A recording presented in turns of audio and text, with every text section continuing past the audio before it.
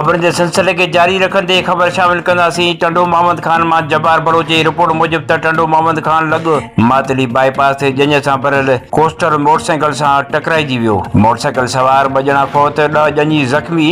टंडो मोहम्मद खान जे वेझो मातली शहर जे bypass Badin road ते शादी जी रस्म मां आयल ॼणनि जी कोस्टर सां तेज़ रफ़्तार सबबि साम्हूं ईंदड़ मोटरसाइकिल जो टकर थी पियो, जंहिंजे नतीजे में ॼणनि सां भरियल कोस्टर मोटरसाइकिल मथां चढ़ी वई। नतीजे में टंडो मोहम्मद खान वासी लाकत ख़ासि अली इमरान लाड़क थले ते फौत थी विया, जॾहिं त कोस्टर में सवार ॼणनि मां राशिद जट, मक़सूद, महमूद, जानी, मोहम्मद रमज़ान, अल्लाह रखियो, ज़ीशान, आफ़ाक, मोहम्मद हारिस जट ज़ख़्मी थी। फौतनि जा लाश ज़ख़्मियुनि खे टंडो मोहम्मद खान ऐं मातली इस्पताल आंदा, जिते ज़ख़्मियुनि खे तिबी इमदाद ॾियण बैदि 3 ॼणनि खे ॻणती जोगी हालत में हैदराबाद मोकिलियो वियो आहे। फौत थी वियल टंडो मोहम्मद खान जे रवासी 51 साला इमरान लाड़क ऐं 32 साला नौजवान लाकत ख़ासि अली जी मर्दनि खे संदसि टंडो मोहम्मद खान जी गुलशन फेज़ कॉलोनी पहुचायो वियो, जिते घर में कोराम मची वियो। फौतनि जो टंडो मोहम्मद खान में संदसि आबाणे कब्रिस्तान में मिटीअ मावल कयो वियो आहे।